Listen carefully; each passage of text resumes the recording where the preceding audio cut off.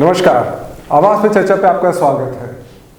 नवी मुंबई के काफ़ी इश्यूज सालों से पेंडिंग हैं और अब ऐसा लग रहा है, ऐसी अनाउंसमेंट्स की जा रही हैं कि ये इश्यूज एक के बाद एक सॉल्व किए जा रहे हैं। हाल ही में मिनिस्टर उदय सामंत के साथ जब नवी मुंबई के टॉप लीडर्स विजय नाहटा ये सब जाके मिले, विजय चौगले जाके मिले और उसके बाद ये अनाउंसमेंट हुआ कि इन प्रिंसिपल उन्होंने SRA स्कीम नवी मुंबई की जो झोपड़पट्टियाँ हैं उसके लिए अनाउंस की उन्होंने कि ये रीडेवलप की जाएंगे, रिहैबिलिटेट किया जाएगा SRA स्कीम के तहत। क्या है ये SRA स्कीम, क्या फ़र्क पड़ेगा इससे शहर पे, क्या ये शहर के लिए सही है, क्या झोपड़पट्टी वासियों के लिए ये सही है, ये और जो विभिन्न पहलू हैं नवी मुंबई के इश्यूज़ के, डिमांड्स के, वो हम आज डिस्कस करेंगे। मैं आपको हमारे पैनल से मिला दूं। सबसे पहले मेरे साथ बैठे सुधाकर सोनावने साहब, नवी मुंबई के फॉर्मर मेयर हैं और बड़े सीनियर लीडर हैं हमारे यहाँ के। फ़िलहाल किसी पक्ष से मैं इनको एसोसिएट तो नहीं करूँगा, लेकिन एक खुद की आइडेंटिटी इन्होंने बना के रखी है। सोनावने साहब, बहुत बहुत स्वागत आपका हमारे कार्यक्रम में। और मेरे लेफ्ट में है शिवसेना के तेज तर्रार उभरते लीडर और यहाँ के संपर्क प्रमुख किशोर पाटकर साहब, जिनका कंस्ट्रक्शन लाइन से, रीडेवलपमेंट से काफ़ी कुछ एसोसिएशन रहा है और जो पार्टी की पॉलिसीज़ है शहर में इसको ये और बखूबी जानते हैं। पाटकर साहब, बहुत बहुत स्वागत है आपका। और उनके साथ बैठे हैं द्वारकानाथ भोईर साहब, जो शिवसेना उद्धव बाला साहेब ठाकरे ग्रुप के जो ऐरोली विधानसभा है उसके लीडर है, प्रमुख है, सीनियर लीडर है शिवसेना के नवी मुंबई में। भोईर साहब, बहुत बहुत स्वागत आपका हमारे कार्यक्रम में। तो सबसे पहले मैं आपसे ही पहले पूछता हूँ, क्योंकि आपके यहाँ से ये पॉलिसी अनाउंस की गई है, ऑफ कोर्स इन प्रिंसिपल अभी है। एग्जैक्टली अगर हमारे व्यूअर्स को आप समझाएं कि ये क्या है SRA स्कीम। SRA स्कीम जो परसों अनाउंसमेंट हुआ बायोमेट्रिक सर्वे के लिए, ये ऑलरेडी UDCPR में 14.5 में ऑलरेडी इसका प्रोविजन ऑलरेडी कर दिया था जी। ये 2022 में आया हुआ था। अब काफ़ी दिनों से नवी मुंबई के एक प्रॉब्लम सॉल्व होते जा रहे थे। शिंदे साहब, एकनाथ शिंदे साहब जो CM है, उन्होंने सब मुद्दों पर हाथ डाला। नाटा साहब, चौगले साहब, मैं, हम लोग सब जाके साथ में मिल के हमारी जो समस्याएं बता रहे थे। तो वैसे उन्होंने जाके मिला कि साहब अब इसको इनिशिएट कर दो। तो जो SRA स्कीम होती है उसमें सबसे मेन होता है आइडेंटिफिकेशन कि फोटो पास किसका है, जो प्रॉपर्टी कार्ड मिलता है वो किसका है। तो उसका रिकॉर्ड ये जो UDCPR में प्रोविजन किया है उसमें क्लियर कट लिखा है कि हस्बैंड और सिर्फ वाइफ को ही मिल सकता है। अगर मेरा फोटो पास है, मैंने सोनोने साहब को ट्रांसफर किया तो उनको नहीं मिलेगा उसका लाभ। ये जिसका उधर जो घर बना हुआ है उसी को लाभ देने के लिए बना हुआ है। तो उस चीज़ का शुभारंभ हुआ और नई मुंबई में जो लीडरशिप थी, जो सुधाकर साहब जी के लीडर है, उन्होंने नई मुंबई के लिए कुछ किया ही नहीं था। ना J1 J2 का विषय निकाला, ना इधर के भूमिपुत्रों का विषय सॉल्व किया, ना झोपड़पट्टी को SRA स्कीम लागू करने कभी डिमांड ही नहीं की साहब। आज तक कोई रिकॉर्ड ही नहीं है उसमें। हम आएंगे पाटकर साहब, लेकिन पहले मैं ये चाह रहा हूँ कि SRA स्कीम का मतलब क्या होता है वो थोड़ा साफ लफ्जों में बताइए। देखिए, SRA स्कीम के लिए पहले तो आइडेंटिफिकेशन लगता है, फिर एक लेआउट बनेगा। आपको उसकी कोऑपरेटिव हाउसिंग सोसाइटी बनानी है, आइदर आप उसको प्रपोज सोसाइटी बनाओ या आप एक फिक्स सोसाइटी बनाओ और सोसाइटी के मार्फत SRA का ऑफिस MMR रीजन का थाना में है, आपको उधर अप्लाई करना है और उसके बाद उसको डिक्लेरेशन करके लेना है। उसके बाद जो उधर की प्लानिंग अथॉरिटी देगी उसको प्लान पास कर देगी। तो उस दिन की मीटिंग में मोस्टली सुधाकर सोनोने साहब, चौगले साहब, सुरेश कुलकर्णी साहब की जमीन MIDC की है, इसलिए उन्होंने MIDC के जो मिनिस्टर है उदय सामंत साहब आदरणीय, उनको बुला के उनके सामने उनको बोल दिया गया साहब अगर SRA स्कीम लागू होती है तो उसमें बहुत बड़ा पोर्शन है कि MIDC को NOC दे। तो उसी को इनिशिएट कर दिया है। अब जो इतने छोटे से घर में रह रहे हैं, जिनके संडास बाथरूम बाहर है, जिनको अपने घर में सुविधा नहीं है, लाइट वेंटिलेशन का रेशियो नहीं है, उनके लिए अगर वो स्लम वर्टिकल कैसे में जाता है तो ओपन फेस तैयार होगा, उनको बड़े घर मिलेंगे, उनके संडास बाथरूम अंदर आएंगे, उनका स्टैंडर्ड ऑफ लिविंग बढ़ेगा। कुछ लोगों को ये पसंद नहीं है कि उनका स्टैंडर्ड ऑफ लिविंग बढ़े। क्यों बढ़े? अगर एजुकेट हो जाएंगे, इनको सब अच्छा मिलेगा तो मुझे वोट कौन करेगा? ठीक तो है। ये लोग उनको वोट बैंक की तरह देखते हैं। ठीक है, वोट बैंक की तरह डॉक्टर साहब देखते उस नहीं। पर आते हैं। सोनावने साहब, आपका जो एरिया है प्रिडोमिनेटली झोरपट्टी एरिया ही है, सालों से आपने उसको रिप्रेजेंट किया है, वहाँ के बहुत काम किए हैं आपने, हमने खुद देखा है। ये स्कीम को आप किस तरह से देखें? उसे देखा जाए तो ये चुनावी जुमला, इसके अलावा दूसरा कोई शब्द नहीं है और इससे ज़्यादा बोलना भी उचित नहीं है, इतना ही कहूँगा। क्यों ये लेकिन चुनावी जुमला? लोगों को नए घर बनाने की बात कर रहे हैं। घर बनाने की बात कर रहे हैं, कौन बात कर रही है?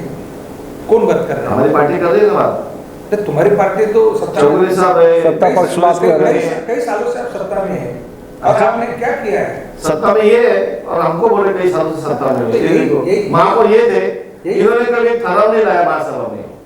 देखिए जेडी जी, ये संशोधन का विषय है कि ये जो शहर बना एक प्लान सिटी है, इसे पूर्व की तरफ इंडस्ट्री बनी, पश्चिम की तरफ सिटी डेवलपमेंट हुआ। यहाँ पर एक तरफ एमआईडीसी प्लानिंग अथॉरिटी रही, एक तरफ सिडको प्लानिंग अथॉरिटी रही।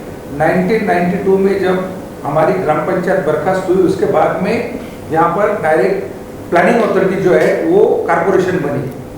और ये सब बनने के बाद जब आपने इस जमीन को यहाँ पर अधिग्रहित किया फार्मर से, तो किस चीज के लिए आपने लिया था? इंडस्ट्री बनाने के लिए और उस इंडस्ट्री में काम करने वाले मजदूरों को सिटी में रहने के लिए।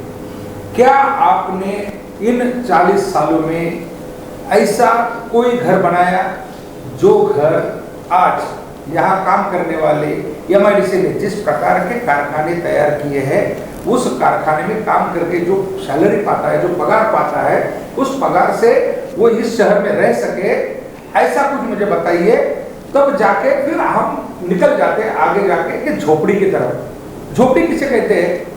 अगर आपको झोपड़पट्टी पुनर्वसन का इतना ही बहुत ज्यादा शौक है तो यहाँ पर सबसे पहले नवी मुंबई में जो तोड़ा गया वो सानपाड़ा, तुर्बे स्टोर पश्चिम, आनंद नगर जो तुर्बे फ्लाईओवर के नीचे है, उसके बाद में रमाई नगर, आयरोली पावर हाउस के वहाँ पर धनसोली, नौसिल, ये सारे रेलवे में प्रोजेक्ट में वहाँ पर जो गए हुए झोपड़े हैं, तोड़े हुए झोपड़े, किसी का पुनर्वसन हुआ है? आपके पास एक जानकारी है? क्योंकि आप तो पत्रकार है, आपके पास तो सारी जानकारी होनी चाहिए।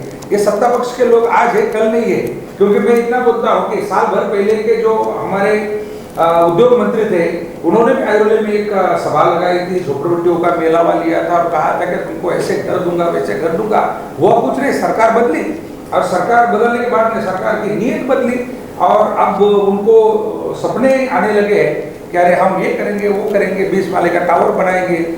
आपने देखा है कि एमआईडीसी में जो चीजों का पुनर्वसन हुआ है, वो आप पुनर्वसन सेक्टर जाके अंधेरे में देखिए, 20 माले का टावर है और उस 20 माले के टावर में ज्यादातर समय उनका लिफ्ट बंद रहता है। आप मुझे बताइए, इतने छोटे घर में रहने वाले गरीब लोग 20 माला रोज चढ़ के जाएंगे, जैसे पहाड़ में चढ़ते हैं।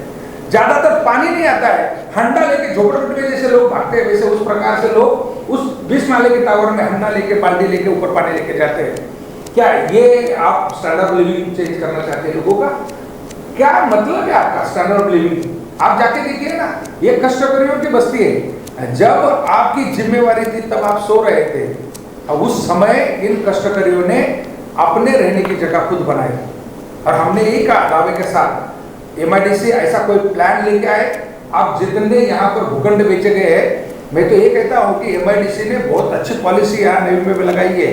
कुछ लोग बोलते हैं कि अरे हम तो, कौन सा देश है वो जहाँ लोग जाते हैं ऐसे करने के लिए? गोयल साहब, कौन सा देश है वो आपको मालूम है। हाँ, इनको ज्यादा मालूम है। हाँ, इनको ज्यादा मालूम है। तो अब कभी कभी हमें ऐसा लगता था ये लोग ऐसे क्यों बोलते हैं, लेकिन कुछ दिन के बाद में हम जहां भी रास्ते से गुजरेंगे वहां सिर्फ और सिर्फ लॉजिंग मिलेगा। ये लॉजिंग का शहर हो रहा है और ये सिर्फ और सिर्फ एमआईडीसी जो कि इंडस्ट्री में इस प्रकार के लॉज की आवश्यकता की बात छोड़िए, वो मंजूरी नहीं होता है। वो जो चीज की मंजूरी नहीं है वो मंजूर हो रहा है, तो आप कहाँ झोपड़े के पीछे पड़े हो? हम तो ये कहते हैं कि आप क्या लाना चाहते हो, किस प्रकार का प्रोजेक्ट लाना चाहते हो? क्योंकि परसों मैंने देखा है कि जो आपको जो अप्रूवल दिया है आदरणीय मिनिस्टर जी ने, वो बायोमेट्रिक के लिए दिया है, और उसके साथ वहाँ एमआईडीसी के भी जॉइंट सीओ बैठे थे, म्युनिसिपल कमिश्नर बैठे थे, उन दोनों ने कोई प्रेस नोट नहीं निकाला है। ये दो अथॉरिटी है ना, म्युनिसिपल कमिश्नर ने कुछ कहा है तो ये चुनावी जुमला ही है, ऐसा मैं कहता हूँ। देखिए भोयर साहब, आपने दोनों साइड की बात सुनी है, आप इसको किस तरह से देख रहे हैं? देखिए जैसे साहब, ये जो झोपड़पट्टी पुनर्वसन योजना है SRS की, अभी कई सालों से आप देखेंगे महाराष्ट्र की स्थिति में देखेंगे तो 1971 में से वो झोपड़पट्टी एक्ट बना दिया, बाद में 2011 में उसको लॉ में कन्वर्ट कर दिया, और फिर 2007 में गवर्नमेंट ने डिसीजन भी ले लिया कि 1995 तक जो भी है उनका परिचय पत्र बनाए ये हो। और 2016 के पहले नवी मुंबई कॉर्पोरेशन ने सब यहाँ की झोपड़पट्टी का सर्वे भी किया, परिचय पत्र उनका बना दिया। अभी शासन का जो सुबह से 95 एक्चुअली SRA 1998 से एक्चुअल स्टार्ट हो गया SRA स्कीम, और उस सभी से जब माननीय स्वर्गीय बाला साहब जी ठाकरे ने, उन्होंने आदरणीय बाला साहब ठाकरे ने उनको बहुत चालना दी, और वो 1998 से वो शुरू हो गया। बीच में उसमें कई प्रोजेक्ट हो गए, कई रुक गए वगैरह, मगर अभी 2020 में भी ये सब मुंबई महानगर प्रदेश है, क्योंकि ये पूरा मर्यादित था मुंबई के लिए, मुंबई कॉर्पोरेशन के, मगर मुंबई महानगर प्रदेश में ये होना है, क्योंकि आप देखेंगे थाना, नवी, उल्लासनगर, कल्याण, डोंबिवली, अंबरनाथ, सभी जगह ये सब काफी झोपड़पट्टी एरिया है। आप उल्लासनगर देखिए, उल्लासनगर बहुत काफी झोपड़पट्टी। इसके लिए 2020 में माननीय उद्धव साहब जब भी CM थे, तो उन्होंने उस टाइम ये मुंबई महानगर प्रदेश झोपड़पट्टी पुनर्विकास प्राधिकरण 2020 में बनाया, अनाउंसमेंट की, उसके लिए जो भी खर्चा है या कोई भी एक ऑफिसर है वो उन्होंने डिक्लेयर कर दिया, और उस टाइम से ये चालना मिली। देखिए अभी सोनवणे साहब ने बोला क्या ये नवी मुंबई में ये कष्टकरी लोग आए उनके लिए क्या बना, अभी नवी मुंबई ये प्लानिंग सिटी है, शुरू से अपन लोग प्लानिंग सिटी कर रहे हैं। अभी प्लानिंग सिटी में कष्टकरी समाज रहते हैं, गरीब रहते हैं, ज्यादा से ज्यादा गरीब लोग भी रहते हैं, और हायर क्लास भी रहते हैं। अभी सिडको ने यहाँ प्लानिंग किया कि जैसे, क्योंकि ये नवी मुंबई का जो इसका जो जोन है वो पूरा MIDC industrial zone 2333 square Hector का ये पूरा जोन है। इसमें कम से कम 121 हेक्टर पे, अभी तो बढ़ गया होगा क्योंकि ये 6 साल पहले का सर्वे, 6-7 साल पहले का, अभी 121 सेक्टर में ये अतिक्रमण बोलेगा तो जो भी कष्टकरी समाज है वहाँ के वो लोग वहाँ रहते हैं, उन्होंने मकान पाया, ठीक है, उनकी मजबूरी थी, रहने के लिए मकान नहीं था, उनको ज्यादा से ज्यादा जो भी सिडको ने बनाए ले मकान वो नहीं ले सकते थे, तो उन्होंने वो नहीं ले सके, इसके लिए उन्होंने अपना जो भी है रहने का निवास जहाँ भी मिलना बनता है, तो किसी ने दीघा से लेके शिवाजी नगर तक कहाँ भी वो सब दिखे। मगर सिडको ने जब भी अभी रेलवे के यहाँ सुधाकर सोनवणे सामने देखे रेलवे के इसमें कई सारे को भूखंड दिए थे, छोटे छोटे 1,500 के कई लोगों थे, सबको नहीं मिला, मैं ये एग्री करता हूँ, सबको उस टाइम नहीं मिला। मगर गवर्नमेंट जब भी पॉलिसी ये करता है तो गवर्नमेंट देखो, मिनिस्टर का काम है अनाउंसमेंट करना, कोई भी मिनिस्टर अनाउंसमेंट करता है, मगर उनका इम्प्लीमेंटेशन कौन करता है? गवर्नमेंट ऑफिसर्स करते हैं, वो उसमें हर एक के पहलू निकालते हैं, ये क्या है। ऐसा भी अभी जैसा है कि ये पूर्व MIDC का पूरा लैंड है, इसमें प्लानिंग अथॉरिटी अभी भी MIDC है, वहाँ यहाँ नवी मुंबई कॉर्पोरेशन है। अभी बायोमेट्रिक सर्वे के लिए उसके लिए फंड लगेगा, 8-10 करोड़ रुपया लगेगा। उससे पहले 1995 तक 2007 तक सर्वे किया है कॉर्पोरेशन ने, आपके पास पूरा डाटा है उसका।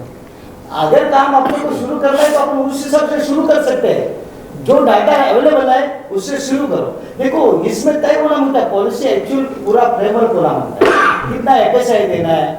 अभी समझो चलो पावर में लिफ्ट का प्रॉब्लम आ सकता है, मगर कितना FSI तक जाएगा, अभी प्लानिंग यहाँ नियोजन होना होता है, आप कहाँ SRA करने वाले हैं, वहाँ के रोड कैसे रहेंगे, किस मीटर का रोड रहेगा, वहाँ स्कूल कैसे रहेगी, वहाँ ग्राउंड कैसा रहेगा, क्या पोजिशन या और कुछ इसमें क्लैरिटी चाहिए। पाटकर साहब, ये जो इश्यूज उठ रहे हैं, जैसा सोनावणे साहब भी कह रहे हैं कि ये जुमला है, अनाउंसमेंट्स हैं खाली ये कि स्लम रिहैबिलिटेशन अथॉरिटी के नाम पर वेस्टेड इंटरेस्ट अपना फ़ायदा रखे। तो बेसिकली इसमें यही है कि भाई आप इंसेंटिव एफएसआई देंगे, मार्केट में आप फ्लैट्स बेचेंगे, झोपड़पट्टी वालियों को आप दे रहे हैं घर, लेकिन इसमें ओवरऑल मुनाफा बिल्डर्स का है और वेस्टेड इंटरेस्ट का आ रहा है। तो इसका आप क्या कहेंगे? देखो, सोनवणे साहब खुद 2.5 साल महापौर थे। अगर इनको झोपड़पट्टी वासियों से अगर सच्चा प्यार रहता, सच्चा प्यार, तो खुद महापौर उस कुर्सी में बैठा हुआ आदमी तो कुछ तो योजना लाता, कुछ तो बोलता, इतने फुट का घर चाहिए, इधर रोड बना के दो, इसका रोड बीच में से ऐसा निकालो, ये उधर को प्लेग्राउंड चाहिए। एक बार कभी बोला नहीं, ठहराव भी लाया नहीं, ना इन्होंने ना इनके नेता ने। हमारा Gen 1 Gen 2 का भी प्रश्न नहीं सॉल्व किया। इन्होंने खुद इतने निष्क्रिय बैठे रहे। आज जब एकनाथ शिंदे साहब का गतिमान सरकार कुछ काम करने को जा रहा है तो इनको बुरा लग रहा है। आज इन्होंने जो काम नहीं किए उसका इनको बहुत ज्यादा पछतावा हो रहा है। हम करते तो अच्छा होता। ये गिल्ट है इनकी कि जिस जहां से मैं चुन चुन के आया हूं, इतनी बार इंडिपेंडेंट चुनाव, इतने बार लोगों ने प्यार किया, ये उनको वोट बैंक दिखती है। आज अगर वो पढ़ लिख के उनके बच्चे बड़े हो जाएंगे, कौन ऐसे आदमी को वोट करेगा जो महापौर के ठहराव नहीं लाया? जिंदगी में नहीं करेंगे वो।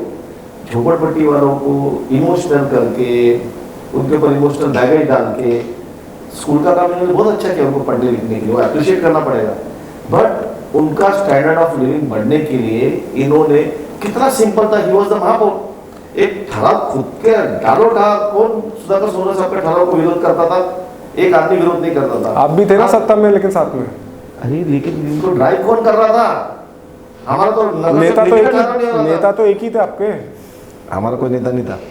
अभी ये टॉपिक इनका जो झोपड़पट्टी वासियों का चल रहा है, उनका अगर अच्छा घर बन रहा है, अगर चुनावी जुमला है तो चुनावी जुमला है, लेकिन अगर झोपड़पट्टी के लोग एक साथ आके एक लेआउट बनाते कि हम 4000 जन मिलके सब हमारा पहले करके दिखाओ, और आपको मालूम नहीं है 14.5.7 पढ़ो, कम से कम FSI 4 लिखा है।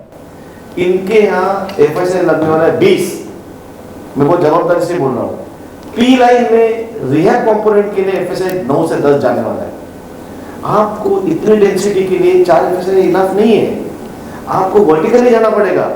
और इनका गुड लक ऐसा है, मैंने फनल देखा है जो फ्लाइंग जोन है एयरपोर्ट का, वो इनके यहाँ कहीं नहीं आता है। 220 मीटर तक हाइट जा सकती है। हम लोग 88 मीटर पे रुके क्योंकि हमारे यहाँ से प्लेन लैंड होता है। जब FSI अवेलेबल है, झोपड़पट्टी के लोग करना चाहते हैं, अब किधर कुछ भी बिजनेस आएगा तो रेती सप्लाई आएगी, सीमेंट सप्लाई आएगा, स्टील सप्लाई आएगा, ये जो उद्योग आएंगे तो नफा नुकसान आएगा ही। अब ये आपको छोड़ देना चाहिए कि बिल्डर का वेस्टेड इंटरेस्ट है, इसका फायदा होगा, किसी का तो फायदा हो ही गई। ऐसा कौन सा वर्ल्ड में बिजनेस है जो सिर्फ नुकसान में होता है? कौन करेगा क्या ऐसा? तो अभी रियलिटी और प्रैक्टिकल में लोग को आना नहीं है, पब्लिक को भड़काना है। भड़काएंगे तो उधर कोई बिल्डर आने वाला रहेगा, पहले सुधाकर सोनवणे साहब को मिलो जाके, तब इनका उधर वैल्यू बढ़ेगा। सिर्फ इसीलिए लोग विरोध कर रहे हैं। अभी चौगले साहब उधर के लीडर है, हमारे आदरणीय जिला प्रमुख हमारे सुरेश कुलकर्णी साहब, हम लोग ने ऑलरेडी वो सर्वे चालू कर दिया है। मैंने सुरेश कुलकर्णी को साहब को आर्किटेक्ट देके उनका लेआउट भी बना के दे दिया है। सब जगह से 18 20 मीटर के रोड निकाल है क्या? उधर रोड नहीं है। और ये लेआउट लो, आपको लेआउट मंजूरी के लिए सिर्फ प्लान सबमिशन करना है इनको, लेकिन झोपड़पट्टी वासियों को एक साथ तो लाना पड़ेगा। अब सुधाकर सोनवणे साहब उधर के लीडर है, अब ये झोपड़पट्टी वालों को भड़काएंगे, ये फसवी योजना है, आप इसमें जाओ मत, तो नेचुरल बात है उधर विरोध होगा तो डिले होगा तो वही सामने से बोलेंगे देखो ये सब गलत था। अगर लोगों का अच्छा बन रहा है तो बनने दो। और मेरे को बताओ, अगर झोपड़पट्टी वासियों से इतना इनको प्यार है और उनका लिफ्ट बंद हो गया तो मेंटेनेंस करना पड़ेगा ना, आपको लिफ्ट चाहिए तो। अभी साफ बोलते हैं FSI, मैंने भी आपको बोला पी लाइन का मतलब होता है बिल्डिंग की बाउंड्री, इधर 10 FSI लगने वाला है इनका रिहैब के लिए। उसका 70% या 80% बिल्डर को बेचने को मिल रहा है। तो इतना खर्चा कहाँ से आएगा? किसी को तो पैसा लाना पड़ेगा ना, क्या वर्ल्ड बैंक देने वाली है? आपको मालूम है धारावी झोपड़पट्टी का क्या कंडीशन है? अभी अवेयर मैं आपको बताता हूँ। धारावी झोपड़पट्टी प्राइम लोकेशन पे, उधर जो दुबई के शेख है उन्होंने अपने पास के पैसे देके एजेंसी भेजी कि ये ह्यूमन सेवा है, इनका झोपड़पट्टी बना के दो, मुझे उसमें से 1 रुपया फायदा दीजिए। उन्होंने अपनी एमआर जो कंस्ट्रक्शन थी उन्होंने खुद उनको भेजा है कि इनको बना के दो। आज इधर के लोगों की लेकिन वो अडानी को दे दिया ना आपकी सरकार ने। को दिया, वो उनका अच्छा घर बनेगा। अभी एक आदमी कितना बात इनकी जो आती है तो यही वेस्टेड इंटरेस्ट की आती है। वेस्टेड इंटरेस्ट तो रहना ही चाहिए ना, कोई फुकट में कैसे करेगा? अभी ये टॉपिक निकाल दो जेडी साहब। सुने साहब, इनका जो कहना है कि अगर किसी बिल्डर ला रहा है वो अपना फायदा तो देखेगा। आप ये फायदा देखिए कि जो झोपड़पट्टी में रह रहे हैं उनको अच्छे नए घर मिलेंगे, वेल प्लान्ड एरिया मिलेगा, उनको अमेनिटीज मिलेंगी। इससे आपको क्या तकलीफ है? क्या तकलीफ है? एक तो मैं इतना कहूँगा कि मेरे साथ में वो नगर सेवक बने थे, कुछ दिन तक हमारे अपक्ष देता रहे, लेकिन उनका राजनीतिक इतना अज्ञान है, ये आज मुझे सुनकर बहुत ताज्जुब हो रहा है कि जिस प्रकार से वो इस व्यावसायिक आदमी होता है, हर आदमी व्यावसायिक होता है, व्यवसाय में उसे प्रॉफिट ही देखना पड़ता है। पूरे विश्व में जाओ आप प्रॉफिट देख रहे हो, लेकिन किशोर जी आप इतने अज्ञानी थे ये मुझे नहीं मालूम था। क्योंकि देखो कैसे पैसे के बलबूते पर आप कुछ भी कर सकते हो, सत्ता आपकी है। और आज तो वही चल रहा है कि आप कुछ भी झुटला दो और उसके बाद में किसी एजेंसी को लगा दो तो एजेंसी उसका काम करेगी पैसे पे। लेकिन ये लोकतंत्र है और इस लोकतंत्र में हमने जो काम किया है उसकी सराहना सारी नवी मुंबई करती है। जो हम यहाँ कहते हैं कि 41,000 जो झोपड़े हैं जिनका सर्वेक्षण हुआ, जिनको स्लम एक्ट लागू हुआ 2001 में, वो क्यों लागू हुआ आप जानते हैं? ये आपका अज्ञान बड़ा निकले हुआ है। नहीं, आप यहाँ जाके पूरे महानगर पालिका का एजेंडा देखिए और उसमें देखिए कि सुधाकर सोनू ने अगर 2000 साल में नगर सेवक नहीं बनता था, इस शहर को स्लम एक्ट लागू नहीं होता था। नंबर 1। नंबर 2 अभी 2022 में हुआ है। अरे तो महाराष्ट्र के लिए बना है, तो एक्ट महाराष्ट्र के लिए बनता है। सुन लीजिए, आपका जो अज्ञान है ना, आपका जो अज्ञान है, मैं अज्ञान की बात कर रहा हूं। 1971 का एक्ट सबको मालूम है। एक्ट पहले से कॉर्पोरेशन होने के मैंने जेडी जी क्या है कि उनको सुनने की आदत डाली है। क्योंकि देखो आदमी के पास पैसा आने से अकल आती है ऐसा नहीं होता है। कभी कभी पैसा आ जाता है लेकिन अकल मत्ती मारी जाती है। और मत्ती मारी जाती है तो इस प्रकार से उनकी मत्ती मारी गई है। 5 साल से अम्बेडकर साहब सुन लो, एक बार सुन लो। देखो आप अगर किसी के काम की सराहना नहीं करना चाहते हो तो उसकी बदनामी करो, बस इतना हो जाएगा। मैं आपको इतना कहता हूं कि नवी मुंबई महानगर पालिका के पहला चुनाव हुआ 1995 में और नवी मुंबई महानगर पालिका की स्थापना हुई 1992 में। और ये जो स्लम एक्ट है वो बना 1971 में। 1970 में इसलिए बना क्योंकि सुप्रीम कोर्ट ने कहा था कि इन लोगों के बारे में कुछ करना चाहिए। और जब पूरा विश्व देख रहा था, जब विमान उतरते हैं तो पूरी झोपड़पट्टी थी, ये कानून बना। उसके बाद में उसमें परिवर्तन होते गया। परिवर्तन होने के बाद में हमने देखा है एसआरए के तहत हमारे धारावी में भी घर बने हैं, हमारे बांद्रा में बने हैं, मानपुर में बने हैं, कई प्रकार के घर बने हैं। लेकिन उसके बाद भी झोपड़पट्टी खत्म हुई है क्या? नहीं हुई। तो झोपड़पट्टी का जीआर आप देखिए, जब भी मतलब चुनाव आते हैं हम घोषणा करते हैं। आपको इतना मालूम होगा कि 1995 के बाद में हम झोपड़पट्टियों को आगे घोषित नहीं करेंगे, संरक्षण नहीं देंगे। इस प्रकार का बॉम्बे हाई कोर्ट को सरकार ने क्या दिया है? निर्देश नहीं दिया है, हमारा एफिडेविट दिया है। और वो एफिडेविट में उन्होंने कहा, मैं आपको बताता हूं, आदरणीय पवार साहब और जो कांग्रेस और राष्ट्रवादी कांग्रेस पार्टी की सत्ता थी और जो 2015 में मेरे ख्याल से 2014 के इलेक्शन में जब उन्होंने बॅनर्स लगाए थे कि 2000 पर्यंतच्या झोपड्यांना सुरक्षित करणार अशा प्रकारे, आणि कोई तो कोर्ट में चला गया, उन्होंने प्रिंटिंग मिस्टेक करके वो सारे के सारे बैनर्स निकाले। आप जानते हो सारे कॉम्प्लेक्स पीछे ले लिए कि ये प्रिंटिंग मिस्टेक हुआ था हमारा। उसका जवाब चाहिए। ये विरोध नहीं था हमारा। मैं क्या बोलता हूँ कि सच्चाई है, क्या सच्चाई है। जमीन पे देखिए कि हमारे यहाँ 2001 में हमारे 4 अथॉरिटी ने, पहले ने नक्शा बनाया, दूसरे ने नंबरिंग किया, तीसरे ने उसका वीडियो शूटिंग किया और चौथे ने उसका फॉर्म भर के उसकी पावती दी और ये हुआ, सर्वेक्षण हुआ। पात्र झोपड़े थे 19,000, मतलब 89, और अपात्र थे 22,000। तो अभी एक कुल मिला के जो 41,000 है वो अपात्र है कि पात्र है, इतना आपको तय करना है। अगर 2000 तक के लोगों को हम सर्वेक्षित करते हैं तो 2011 के बाद में का जीआर आप पढ़िए ना, 2011 के बाद में आप जीआर बताइए, और जीआर में है कि सशुल्क घर देंगे। क्या इधर बिल्डर को आओगे सशुल्क घर, तो हमको अभी इधर मिलता है गाँवठान में जाके देखो ना। अगर सिडको डेवलप करती थी तो अनाथर की बिल्डिंग क्यों बनती थी? वहां 10 लाख में घर मिलता है, 12 लाख में घर मिलता है। ये सारे में देगा ये बिल्डर? ये नहीं बना रहे, ये बिल्डर देगा? ये प्रॉफिट कमाने के लिए बैठा बिल्डर, ये क्यों देगा घर? आपको इतने सस्ता में बताइए ना। अरे फ्री देने का लिखा है जीआर में, सस्ता क्यों देगा? फ्री देने का लिखा है। जीआर पढ़ो ना आप, जीआर पढ़ो। अभी जीआर बात है, फ्री देने का लिखा है।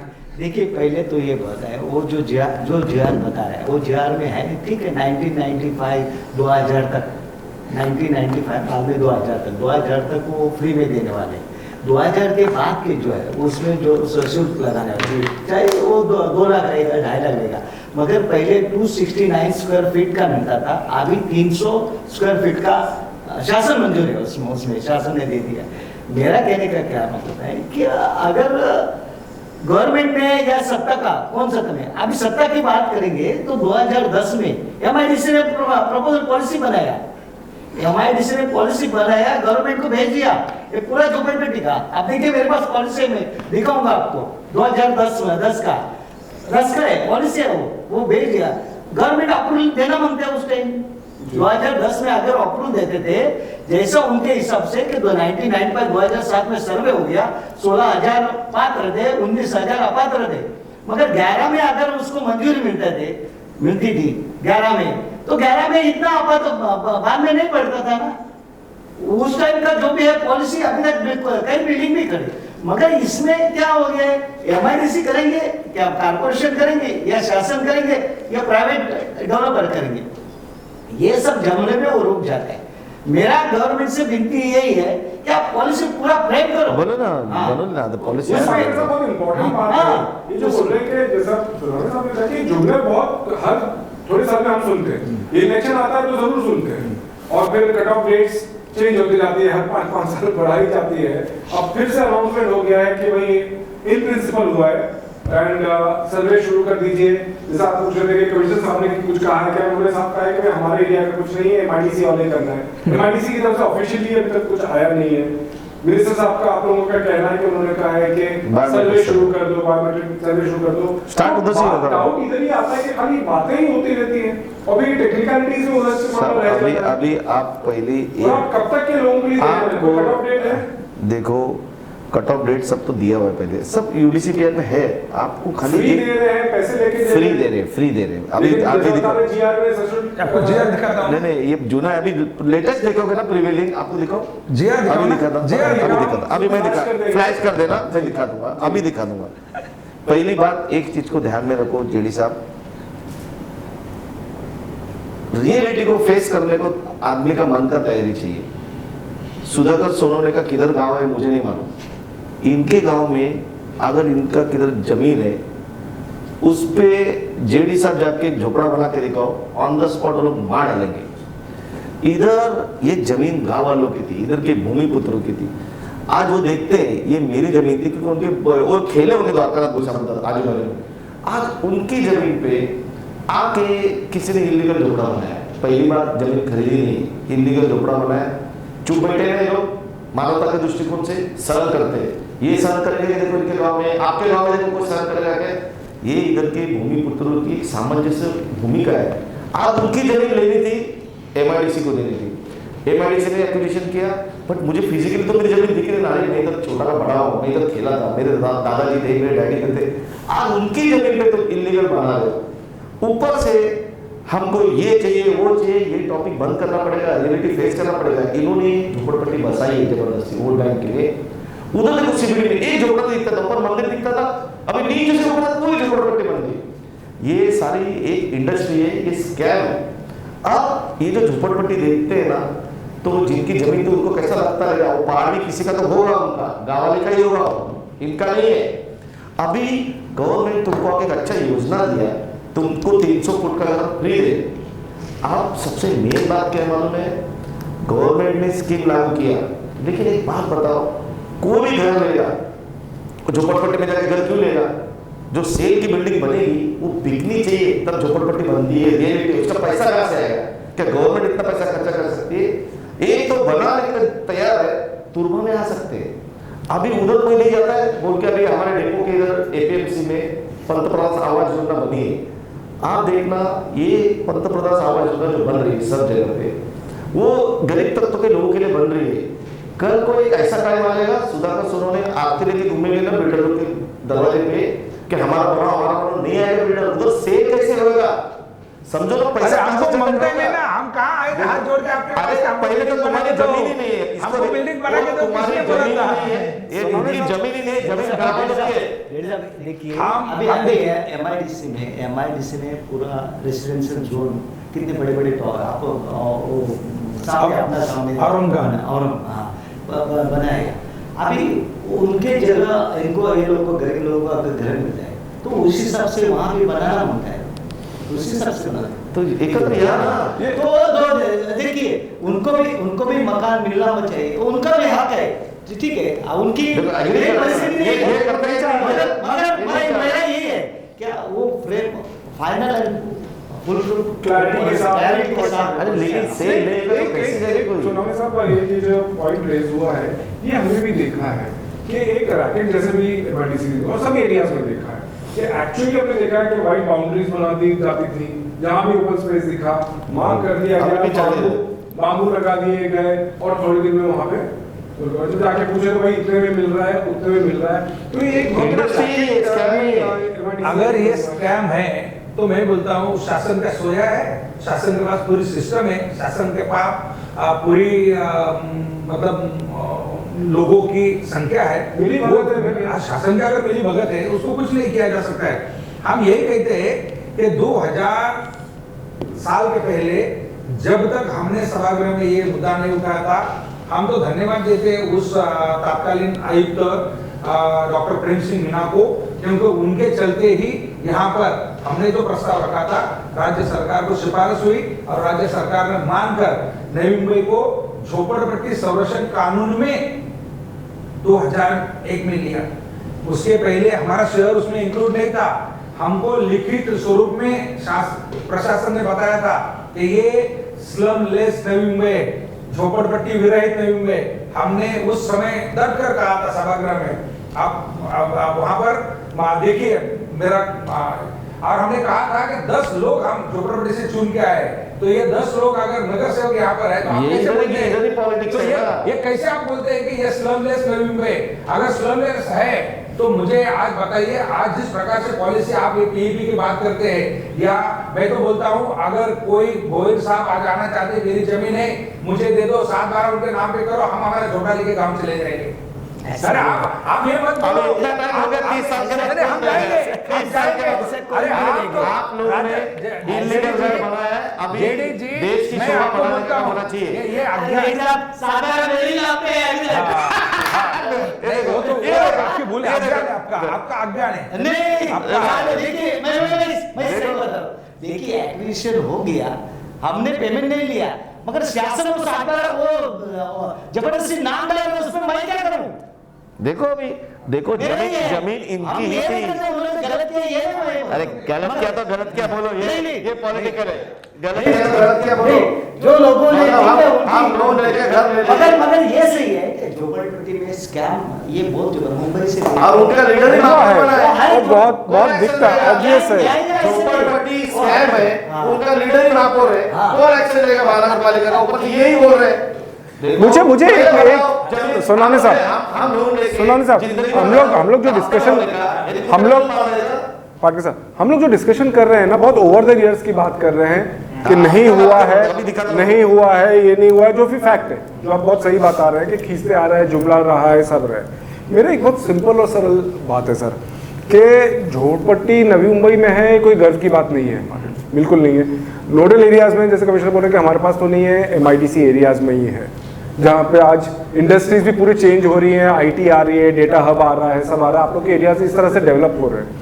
ऐसे में अगर कोई अपॉर्चुनिटी है, मैं ये नहीं कह रहा हूँ कि बहुत परफेक्ट वो स्कीम ला रहे हैं, बट आप जैसे लोग जिनका पावर है, आप बताइए कि भाई किस तरह से स्कीम चाहिए आपको, क्या चाहिए, टोटल विरोध क्यों नहीं चाहते आप? कि फिर ये बात आती है कि क्या वोट बैंक पॉलिटिक्स है, वोट बैंक पॉलिटिक्स है, तो आप क्यों नहीं चाहते कि जो आपके यहाँ पे जो झोपड़े हैं, जो आपने बहुत अच्छा एरिया बनाया है, वहाँ पे अच्छी बिल्डिंगें खड़ी हों, उनको अच्छे घर मिले? दो चीजें होती है, एक तो ये शासन की जिम्मेवारी है, एक मिनट, शासन ने अपनी जिम्मेवारी नहीं निभाई, इसलिए हमने खुद ये हमारे घर बनवाए, हमने इस शहर को सींचा, इस शहर को बनाया, हो गया, इस शहर को चलाया, बिल्कुल सही बात है। और चलाने के बाद में हमें ऐसा लगा कि अब हमारा स्टैंडर्ड ऑफ लिविंग थोड़ा चेंज होना चाहिए, क्योंकि ये शहर सुनियोजित शहर है। और हमने शासन के पास गुहार लगाई कि हमें सस्ता घर दीजिए, शासन ने घर नहीं दिया। शासन ने 2004 के बाद में पॉलिसी चेंज की, सिडको जो यहाँ पर सस्ते घर लाना चाहती थी, पहले होटले बना के दिया ना, सेक्टर 4, सेक्टर 5, मतलब आयरोली ओवर करना, इसमें तो इतने होटले बनाए, लोगों को सस्ता घर मिलता था। लेकिन उस समय कई गरीब लोगों ने, उस समय झोपड़पट्टियां नहीं बढ़ रही थी, आप देखिए झोपड़पट्टियां कब बढ़ने लगी, 2004 में इन्होंने पॉलिसी लाई और ये टेंडर निकाला। अब टेंडर के बाद में धीरे धीरे अब 1 लाख रुपए स्क्वायर मीटर के भाव से आज जमीन बिक रही है, तो कौन सा आदमी जमीन खरीदेगा, मुझे बताइए। इतना सब होने के बाद में जो गाँवठान है, गाँव में आज 5-5, 6-6 माले की बिल्डिंग बन रही है, और वहां पर लोग तूफान घर खरीद रहे, अनाधिकृत होते हुए भी लोग घर खरीद रहे। इसका मतलब आप समझिए, क्योंकि सस्ता घर, किसको झोपड़पट्टी अच्छा लगता है, झोपड़ा छोड़ के झोपड़ा बेच के लोग वहां जाते हैं, वो जाते हैं। मैं यही पूछ रहा हूँ आपसे, हम आपके पास मांगने को नहीं आए थे, हमने तो अपने बलबूते पर वहां पर सीवरेज लाइन डाला, हमने स्कूलें बनाई, हमने वहां पर पानी का पानी दिया, हम लोग सोनावने साहब, मैं यही बोल रहा हूँ। मैं किशोर जी है ना, किशोर जी इसके लिए बोला, आज्ञा नहीं है, आप खाली बोल रहे हैं, खाली पैसा है आपके पास, अकल नहीं आई है। सोनावने साहब, आपने जब आवाज पे चर्चा लाई है, अब जब गरीब के साथ आप मजाक करोगे तो ये गरीब आपको जवाब देगा, और लोकतंत्र में एक जवाब आपको मिलेगा पक्का। आप मस्करी कर रहे हो गरीबों की, आप नहीं देखते हो, आप कारपोरेशन चाहिए, ये 50 रुपए में पूरे महीने का 30,000 लीटर पानी पी रहा है, और हमारा आदमी 200 रुपए भर रहा है इसके लिए। ये इसको 150 रुपए प्रॉपर्टी टैक्स है, किशोर पाटकर को 150 रुपए प्रॉपर्टी टैक्स है, मेरा आदमी 2000 रुपए प्रॉपर्टी टैक्स भर रहा है। मैं यही पूछ रहा हूँ सोनावने साहब, आपके प्रॉपर्टी टैक्स नहीं ले रहे हम लोग, घर हमने बनाया। सोनावने साहब, यही मैं पूछ रहा हूँ, मैं यही पूछ रहा हूँ, यही स्टेटस में बदलने की बात कर रहा हूँ कि आज अगर अपॉर्चुनिटी है कि आप भी प्रॉपर घरों में रहें, एमिनिटीज के साथ में रहें, तो आप क्यों अपोज कर रहे हैं? मैं एक मिनट, मैं फिर से बोल रहा हूँ, हम हिस्ट्री में नहीं जाना चाहता हूँ। आपका एरिया मैंने भी पर्सनली देखा है, सालों से बहुत अच्छा हुआ है, मुझे तो झोपड़पट्टी भी लगती है।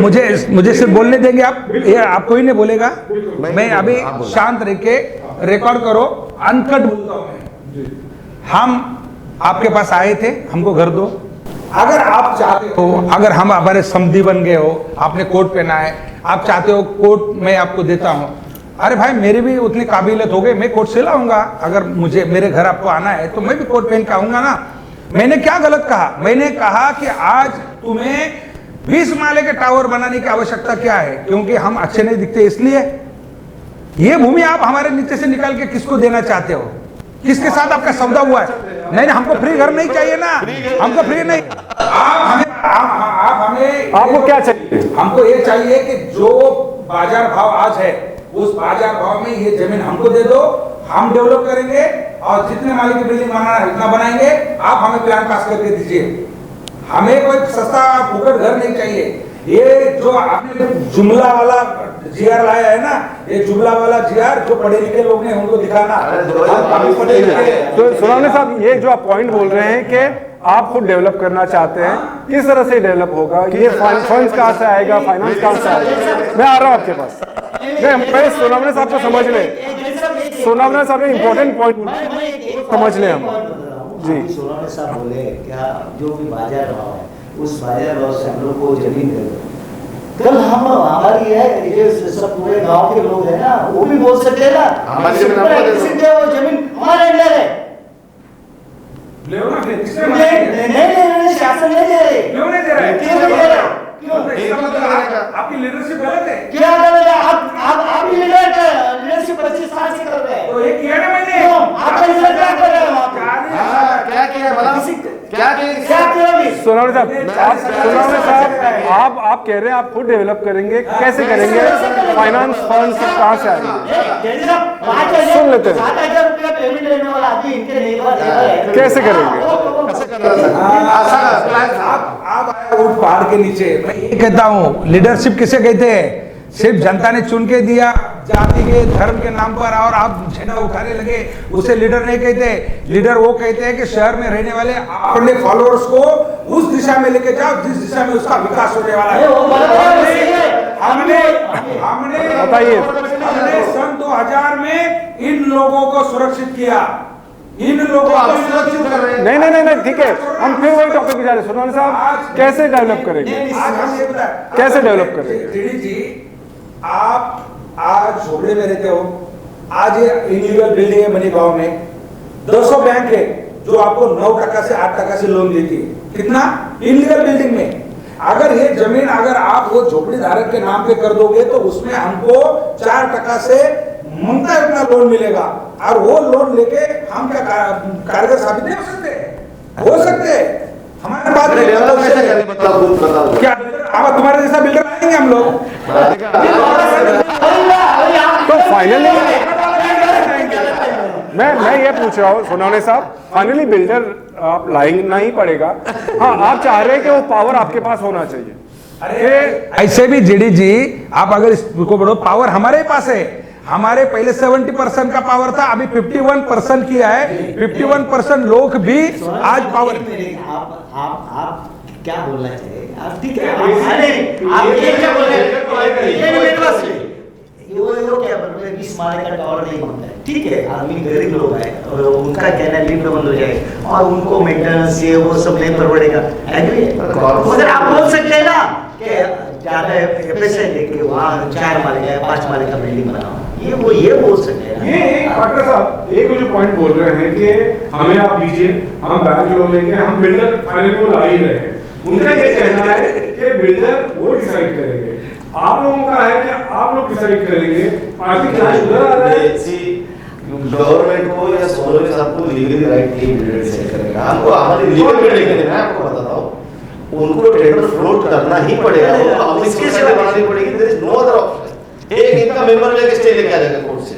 मैं बता रहा हूँ, आपको टेंडर फ्लोट करना है, आपको इनवाइट करने अच्छे करना है इनके जो भी देखो। अभी सोनोरे साहब मालूम है, ये बोलते हो जमीन को बाजार भाव से दे दो। झोपड़पट्टी के बच्चे लोग को जो डीबीटी से अकाउंट में पैसा देते ना यूनिफॉर्म लेने के लिए, उनके माता पिता ना वो पैसे का यूनिफॉर्म भी नहीं दे रहे, और ये बोल रहे कि हम बाजार भाव से उनकी जमीन खरीदेंगे। कोई 5,000 रुपए नहीं देगा झोपड़पट्टी वाले को। मैं बोल रहा हूँ, उनको अगर शासन या इनका बिल्डर समझो या इनका आदमी कोई भी घर अच्छा बना के देता है, उधर के बच्चे लोग की, उधर के लड़के लोग की शादी के लोग अच्छे घर में जा सकते हैं। अभी मेरे यहाँ भी 300 फुट का ही घर लेने का है, हमने बिल्डर से कितना झगड़ के घर लिया है, 510 फुट का, समझ रहा? तो हम बिल्डर से ले सकते हैं, बट हमारे यहाँ उनके डिफरेंस है। मेरे यहाँ because Vashi being the prime location, यहाँ सेल हो रहा है, उस पैसे से बन रहा है। अब ये लोग बिल्डर नहीं आएगा, मैं बता रहा हूँ। आपको हक दिया जा रहा है ना, टेंडर आप बुला सकते टेंडर करो आपको। जेडी जी, जेडी जी,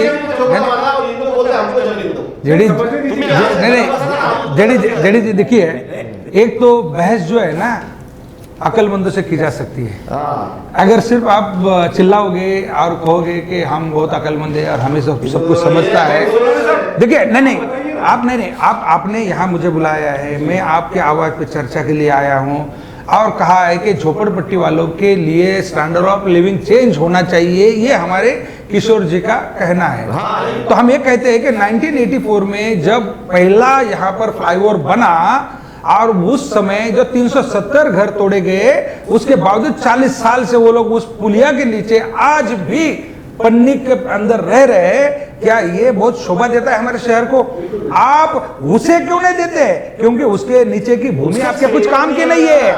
आपको यहाँ या आपको लालच है कि इनके नीचे की जो भूमि है, ये भूमि भाई अरे नहीं चाहिए हमें, नहीं, हमें नहीं चाहिए, हमें बिल्डर नहीं चाहिए, और हम यही चाहते हैं।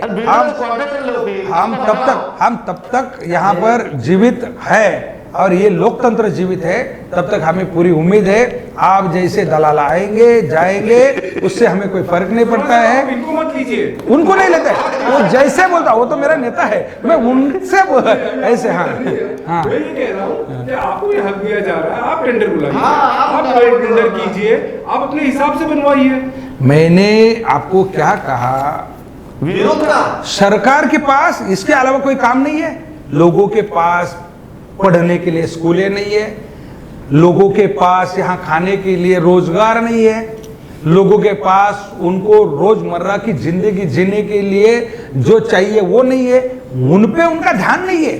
जो लीडर्स है, लीडर्स की आवश्यकता क्या है? लीडर वो चाहे कि मेरे शहर में यहाँ पर अनएम्प्लॉयमेंट बढ़ रहा है, महंगाई बढ़ रही है, स्टैंडर्ड ऑफ लिविंग दिन ब दिन यहाँ पर ये होते जा रहा है। मैंने आपके यहाँ डिबेट में कहा था, दुबई बहुत अच्छा हसीन शहर है, इसका मतलब वो रहने के काबिल नहीं है। लोग शारजा में जाके रहते हैं, उस प्रकार शहर बनाना है आपको? क्या शहर की हालत है, कौन करेगा ये? आप भी आप ही जिम्मेवार हो, जिम्मेवार आप ही है। सबसे इम्पोर्टेंट बात हो जाती है। अभी देखिए सोदावने साहब, कैसा है, देखिए जेडी जी, जेडी जी, जेडी जी,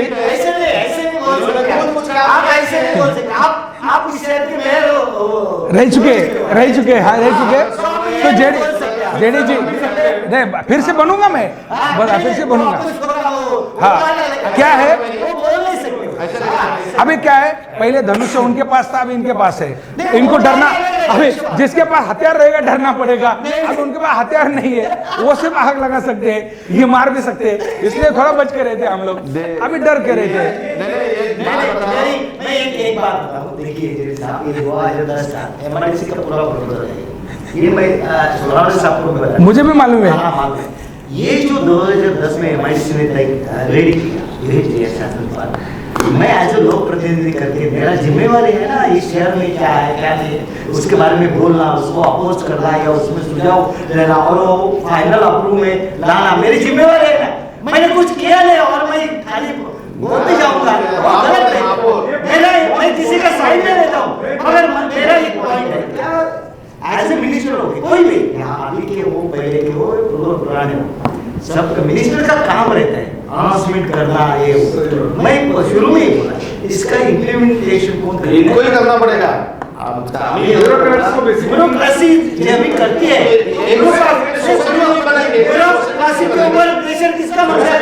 मैं नवीन भाई की लीडरशिप के ऊपर आऊंगा, लेकिन एक जो बहुत इम्पोर्टेंट पॉइंट सोनावने साहब बार-बार रेज कर रहे हैं, और वो बहुत प्रैक्टिकल बात है।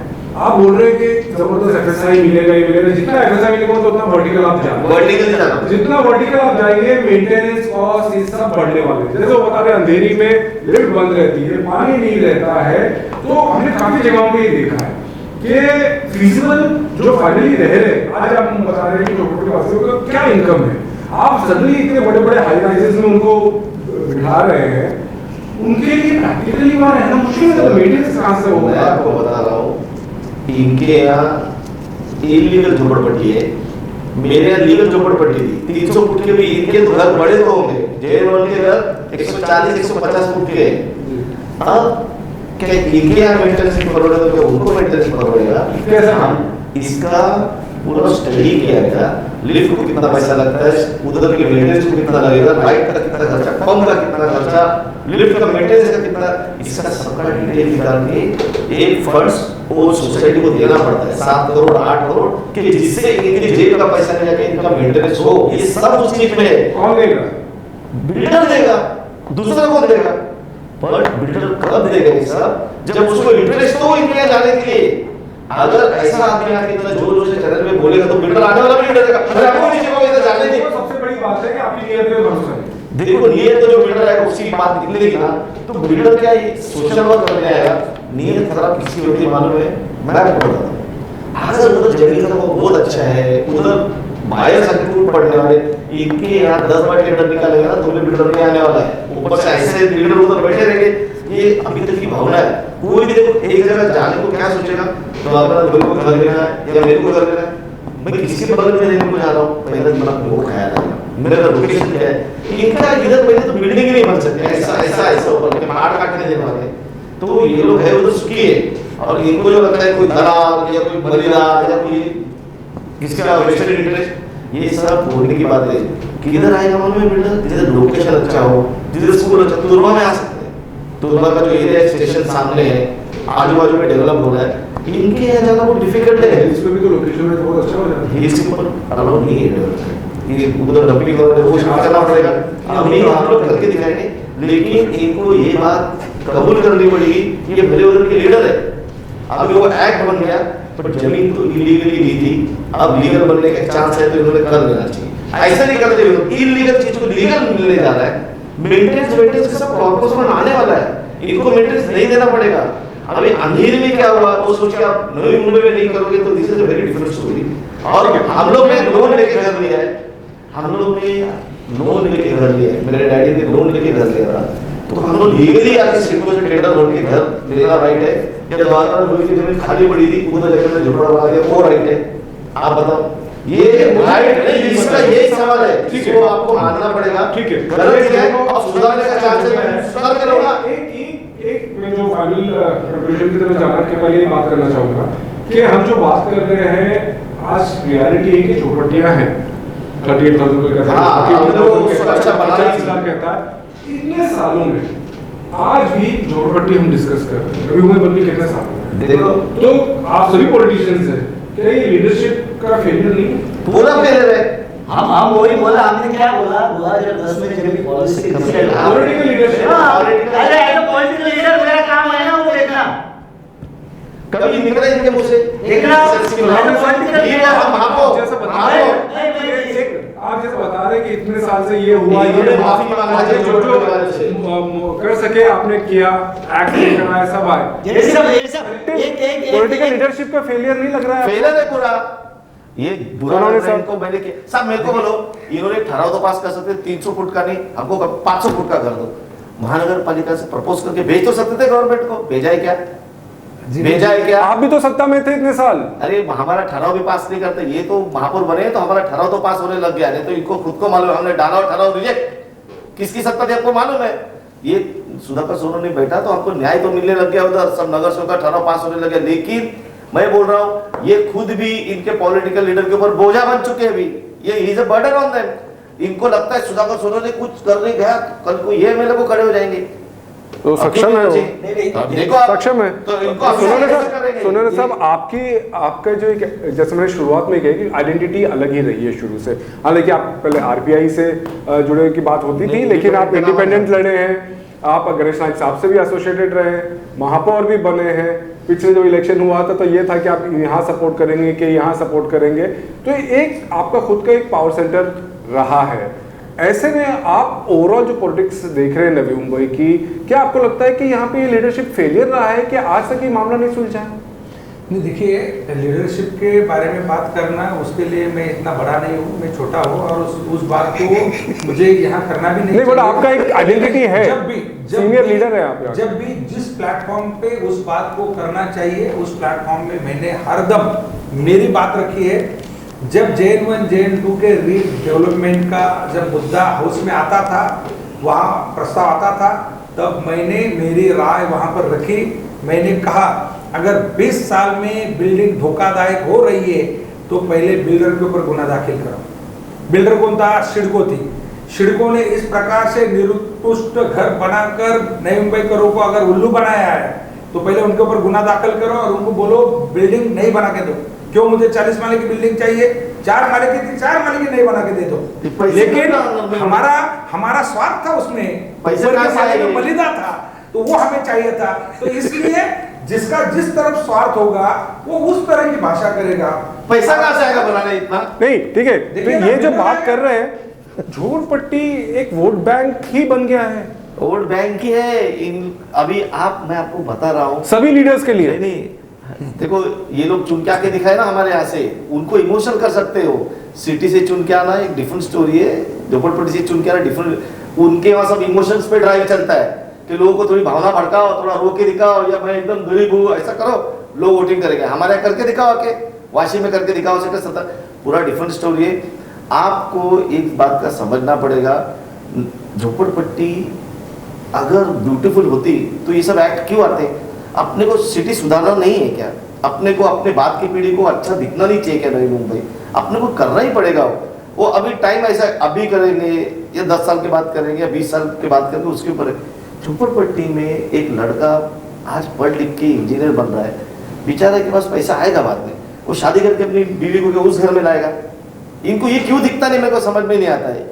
मैं कैसा झगड़ झगड़ के अपने यहाँ के लोगों के लिए झगड़ा करके रेडी करके दिखाया ना, उतना लगन होना चाहिए, उतना एग्रेशन होना चाहिए। इधर वो एब्सेंट है। अच्छा, सोनोने साहब करने गए तो उनको करने भी नहीं देंगे, मुझे मालूम है ना। मैं बताता हूँ, महानगर पालिका के स्कूल में सबसे ज्यादा बच्चे गरीब लोगों के पढ़ते हैं, करीब करीब 40,000 बच्चे। ये लोग 10 साल से सुबह नाश्ते में उनको चिक्की दे रहे हैं। ये एजुकेशन कमेटी के चेयरमैन थे। एक चिक्की 13 रुपए की, एक चिक्की 13 रुपए में इस्कॉन पूरा खाना देने को तैयार है, असली घी में बना हुआ। इतना ही मैं सुधा सोने साहब को बोलो, साहब भगा ऐसा करा, ये आदमी के आंख से आंसू निकल रहे थे। इनको चाहिए था कि बच्चों को खाना मिले, बट इनकी लीडरशिप इनको करने नहीं देते। हमारी चिक्की दूंगा। ये महापौर थे तब तक तो चालू हो गया था खाना। ये महापौर गए, दूसरे महापौर आए, चिक्की का ठहराव अभी ये सुन ही नहीं रहे। मैं हाईकोर्ट में चिक्की जाके दिखाया जज को, साहब ये देखो आज जैसी चिक्की देखा है, पौष्टिक है, चिक्की दे रहा हूं, बहुत पौष्टिक चिक्की। अगर आपको आस्था है झोपड़पट्टी वासियों के लिए, उनके बच्चों के लिए, तो मैंने किया वो करना चाहिए। मैंने चिक्की बंद करवाई ना जाके, इनके यहाँ का दीप गायकवाड़ एक कार्यकर्ता को खड़ा किया, कोर्ट में दिखाया, साहब 13 रुपए 50 पैसे में चिक्की और 13 रुपए में इसको ये खाना देने को तैयार है। आप समझो, कोई भी बच्चा पहले अपने उतर के बेड से उठता तो पहले क्या बोलता है, आई आज नाश्ता में क्या बनोला, माँ बोलेगी रोज चिक्की। चिक्की के लिए क्या किया इन्होंने, हम लोग ने आंदोलन किया, द्वारका गोयल हमारे साथ थे उधर आंदोलन में, होते क्या अपन कोई चिक्की देता क्या बच्चे लोग को? आपको डेडिकेशन चाहिए, डेडिकेशन एब्सेंट है। और चिक्की का टेंडर कितने का था मालूम है? 35 करोड़ का चिक्की का टेंडर, और इतने सारे चिक्की चल रही थी। कोर्ट में नहीं जाता था ना मैं, अभी भी चिक्की चल रही होती थी। आप समझो, झोपड़पट्टी वासियों को अच्छा घर मिलना ही चाहिए। वो लोग के भी बच्चे हैं, अभी एक पीढ़ी गई उस छोटे से घर में रह के, अब जो नई पीढ़ी है उनको अच्छा घर मिलना उनका हक है, उनको मिलने दो ना बाबा। क्या प्रॉब्लम? भोई साहब, जो मैं कह रहा हूँ कि ये वोट बैंक पॉलिटिक्स है, झोपड़पट्टी एक वोट बैंक पॉलिटिक्स हो गई। प्रकल्प ग्रस्त आप भी हैं और आप उनको रिप्रेजेंट भी करते हैं, वो भी एक बहुत बड़ा वोट बैंक पॉलिटिक्स हो गया है। तो ओवरऑल आपके भी गर्जपोटी घरों का मुद्दा आज तक चल ही रहा है, झोपड़पट्टियों का भी यही चल रहा है। तो क्या ये मुद्दे ये है कि बस वोट बैंक पॉलिटिक्स के हिसाब से ये चलते ही रहेंगे? क्या सोल्यूशन जानबूझ के नहीं लिया जा रहा है? देखिए जेडी साहब, मैं नवी मुंबई के बारे में आपको बता रहा हूँ। नवी मुंबई में जब भी प्लान सिटी हो गया, कम से कम पहले का क्या हुआ छोड़ दो, 2000 साल से प्लान सिटी बहुत ज़्यादा परिचित हो गया पूरा ऑल ओवर इंडिया में। अभी तभी से कारपोरेशन भी है, MIDC है यहाँ, और सिडको डेवलपमेंट कर रहे हैं। अगर MIDC के रोड कारपोरेशन को हैंडओवर होते हैं, जो भी MIDC के पहले पुराने रोड बनाए थे वो कारपोरेशन को हैंडओवर होते हैं कि ये रोड आप बना सकते हैं करके।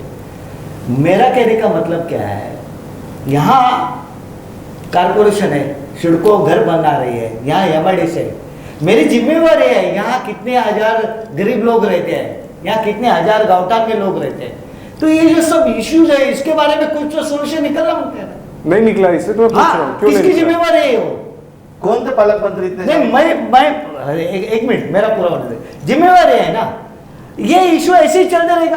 आप कभी तो झोपड़पट्टी का इशू खत्म होना मांगते हैं, बिल्कुल। उनको मकान मिलना मांगते हैं, उनको रोड होना मांगता है, वहाँ बाकी ये होना होता है, कभी तो गाउटन का इशू होना मांगता है। कितना सालों से आप जमीन ले गए, पूरा सिटी यहाँ खड़ा हो गया, और अभी वो गाउटन के बाजू में मकान है, उनका इशू अभी तक सॉल्व नहीं होता है। सॉल्व होने का है तो जो भी ब्यूरोक्रेसी है उसमें कुछ तो कुछ निकल रहे हैं। मेरी जिम्मेवारी है ना, चलो भैया मीटिंग लगाओ, क्या है ना, वो सोल्यूशन निकाल दो।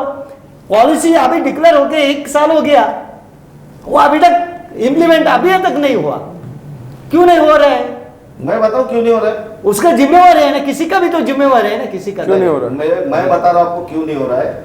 संदीप ठाकुर साहब ने PI 2019 1 2 3 करके रखी है, उसका नंबर भी मेरे को बायट है। ये गांव वाला को एक इंटरवेन करने नहीं गया। नहीं, उसकी वजह से नहीं, उसकी वजह से कुछ नहीं, ये गलत है, ये गलत बता रहे हैं। नहीं, अगर गलत होगा मैं ऑन रिकॉर्ड बोलता हूं, मेरी बात सुनो। नहीं, उसमें उन्होंने बोला हर घर को एक पार्किंग देना ही पड़ेगा। नहीं, उसको वो गलत बता रहे हैं, उसमें है नहीं। नहीं। देखिए मैं क्या होगा, मैं उस मुद्दे पे आता हूँ। पार्किंग नहीं, मैं उस ये गलत बता रहे हैं, मैं बोलता हूँ ना, मैं क्लियर करता हूँ। 4 को भी एक पार्किंग। अरे वो नहीं, वो मुद्दा मैं क्लियर करता हूँ।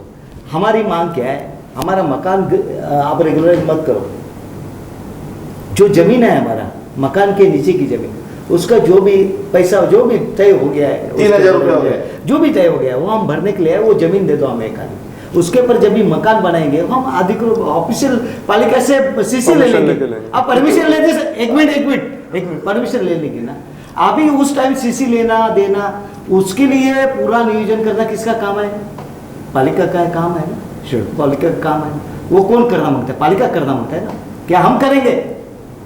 कौन सत्ता में है वहां पालिका में? किसके हाथ में छिड़को है? तो पॉलिटिकल विल की कमी है। हाँ, फिर वो ये लोग, ये क्या मालूम है, ये लोग नहीं, ये कोई भी रहने दो। देखिए जेडी साहब, ये चाहे मिनिस्टर होने दो, चाहे कोई MLA होने दो, कहीं कोई, मेरा मेरा एक पूरा होने दो। मेरा क्या कहने का है, ये जो मुद्दे हैं ये जिम्मेवारी के हिसाब से आप देखना चाहिए।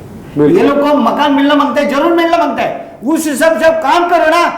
कोई भी कमेटी बनाओ, फाइनली कोई भी कमेटी बनाओ। फाइनली आज कंक्लूडिंग स्टेटमेंट्स में आएंगे। सोनावणे साहब, क्या आपको लगता है ये एक बहुत बड़ा चुनावी मुद्दा बनने वाला है? देखिए, अगर इन मुद्दों पर अगर चुनाव लड़ने लगे, जीतने लगे, तो फिर इस देश का क्या होगा उसके बारे में तो सोचना ही मतलब बंद करे तो अच्छा होगा। देश के सामने का आज का मुद्दा ये नहीं कि घर कैसे हो, घर कैसे हो। 1970 में अगर एक एक्ट बनी है और उस एक्ट के बाद में जो हमारा पूरे देश का आर्थिक राजधानी हम जिसे कहते हैं, उससे हम स्लम को हटा नहीं सके। और जब हमने 1968 में जैसे कि उस समय एक सोचा कि एक शहर हम बनाएंगे और इस शहर का निर्माण शुरू किया, उस समय हम ये नहीं जानते थे कि मुंबई में क्या क्या गलतियां हुई है। जब हमने वासी नोड डेवलप किया तो सड़कों की गलती हुई, रास्ते का चौड़े नहीं थे, पार्किंग्स नहीं थी। उन्होंने खारघर में जाके गलतियां सुधारी, वहां पर रास्ते चौड़े किए, पार्किंग्स बनाई। लेकिन क्या सरकार ने यहाँ पर वो गलती क्यों दोहराई? क्यों ऐसा लगा? आज मुझे बताइए कि थाना में आपने देखा कि जितनी इंडस्ट्री थी थाना से भगा दी और वहां पर रेसिडेंस आ गया। उसी प्रकार से आज धीरे धीरे हमारे यहाँ जो कारपोरेशन का एरिया है उसमें कुछ जगह पर रेसिडेंस आ गया, कुछ जगह कमर्शियल आ गया। अब आप मापा में देखेंगे तो पूरा कमर्शियल हब हो गया। वो सारा कमर्शियल हब है, वहाँ जो लोग नौकरी करेंगे वो कहाँ रहेंगे? क्योंकि मैंने तो घर बनाया यहाँ पर माथाड़ियों पर रहने के लिए, और माथाड़ियों के घर मेरे कोपरखेरना में, घनसोली में, आयरोली में है।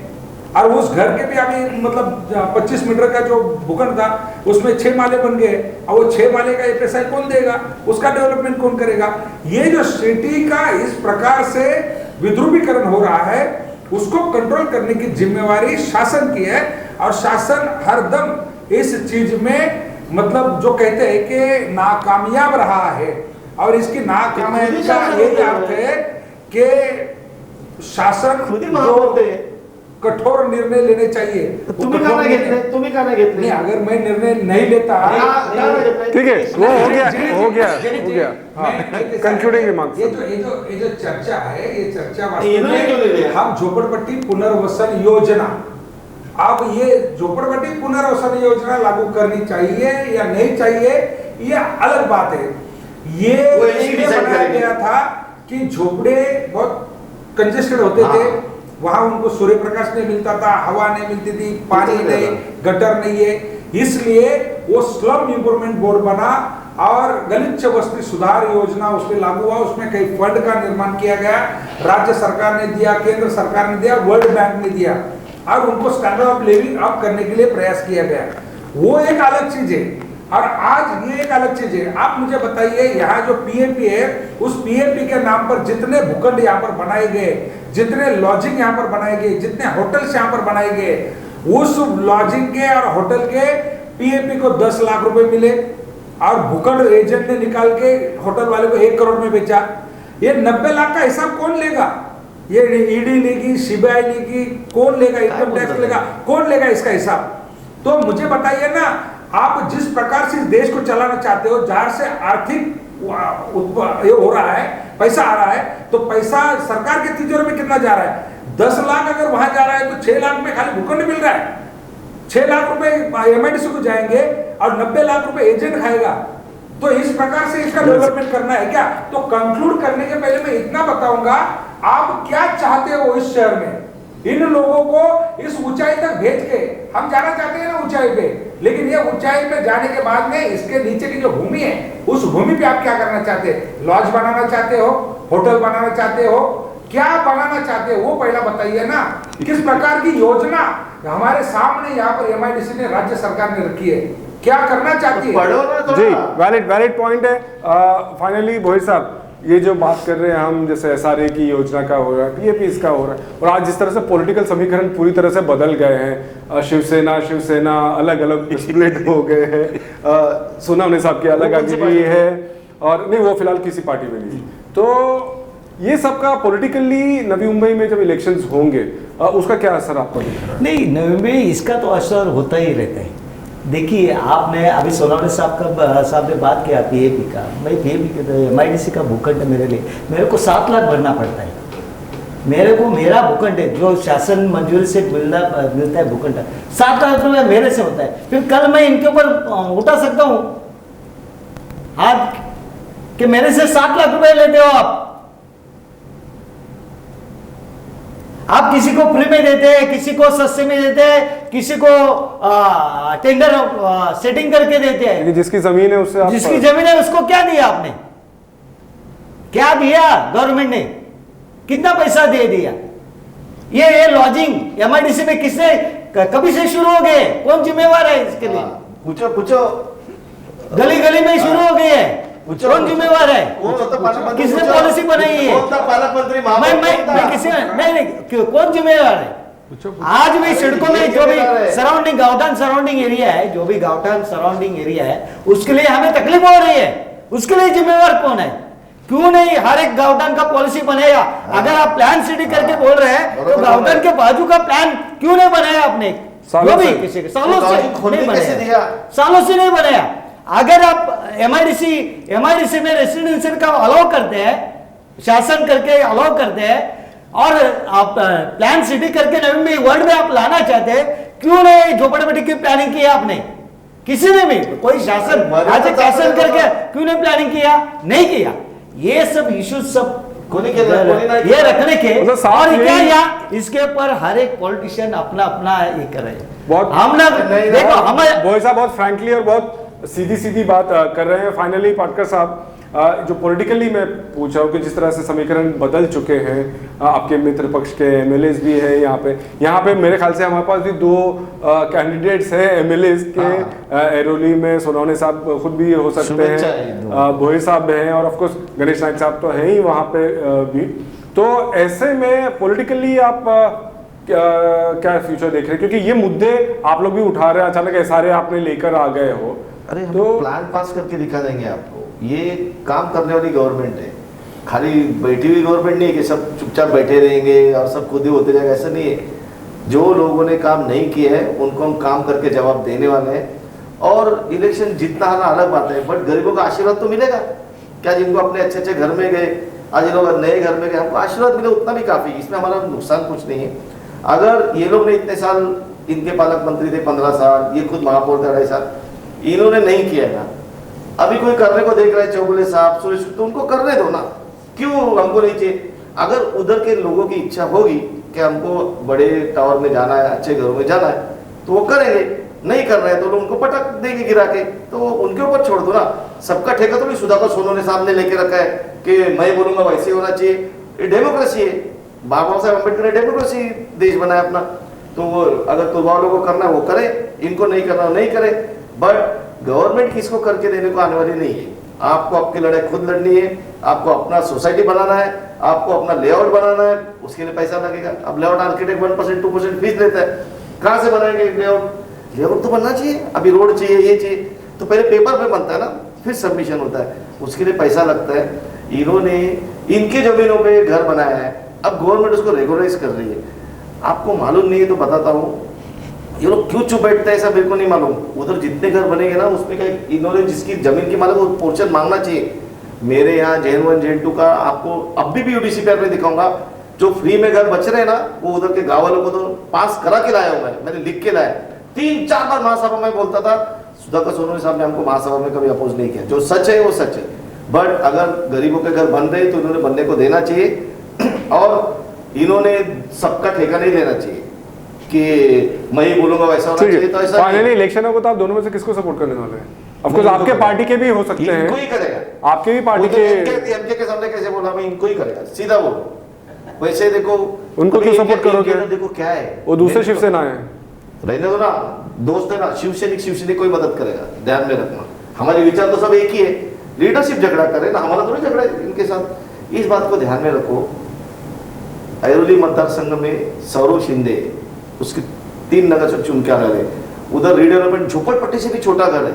आज सौरव शिंदे को कितना विरोध किया उसने दिखाया ना करके। सातों की सातों सोसाइटी में 18-0 एक सदस्य भी उनका चुन के नहीं आया। वो भी इनको ही करेंगे, सुरेश भी करेगा, सब करेंगे, क्योंकि प्यार करने वाला आदमी, सोनोनी साहब भी प्यार करने वाला आदमी। हम लोग डर जाएंगे, दोनों आपस में तो नहीं खड़े हो जाएंगे कभी, दोनों इनको करो इनको करो, ऐसा हो जाएगा। बाकी आपको सब इधर का पॉलिटिकल सिनेरियो मालूम। तो सोनोनी साहब को भी सपोर्ट करेंगे अगर 110%। किसको नहीं करेगा उनको मालूम है, देखो मुंह घुमाया उधर। ठीक है, चले किसी चीज पे तो सपोर्ट कर रहे हैं क्यों नहीं करेंगे? आप सभी का बहुत प्रॉब्लम हो जाएगा, लेकिन दोनों खड़े हो जाएंगे तो हमारा ठीक है, वो तब की तब देखी जाएगी। सोनोनी साहब बहुत बहुत शुक्रिया, पाटकर साहब, बोहिर साहब, आप लोगों ने अपना पक्ष रखा। बात यही है कि जिस तरह से हम डिस्कस कर रहे हैं कि बहुत साल हो गए नवी मुंबई बन के, ये वोट बैंक पॉलिटिक्स की जो बात है ये अब थोड़ा सा साइड होना बहुत ज़रूरी है। एक्शन की बात ज़रूरी है, नियत की बात ज़रूरी है जो अपोज कर रहे हैं। क्योंकि जिस तरह से बात करें सोनोनी साहब कि उनको सिस्टम पे भरोसा नहीं है, कि इतने सालों साल बातें बहुत हुई हैं और फाइनली नियत क्या है। पाटकर साहब का कहना है कि नियत बहुत साफ है, आप खुद डिसाइड कीजिए, बट लोगों को एक मौका दीजिए। बोहिर साहब दोनों तरफ की बातें साथ में रख रहे हैं, एक थर्ड पार्टी की तरह उन्होंने बहुत फेयर पॉइंट्स रखे हैं। हम सब बेसिकली यही चाहते हैं कि नवी मुंबई आगे बढ़े, नवी मुंबई आगे बढ़े यानी लोग आगे बढ़े। स्टैंडर्ड ऑफ लिविंग की हम बात करते हैं नवी मुंबई में बहुत अच्छी है, तो सभी की हो, सभी को मौका मिले, लेकिन सही तरीके से मिले, सभी का फायदा हो और नियत साफ हो। बहुत बहुत शुक्रिया आप सभी का, अपना बहुमूल्य टाइम आपने दिया। आवाज़ में चर्चा पे इस हफ्ते इतना ही, अगली बार नए मेहमानों के साथ। नमस्कार।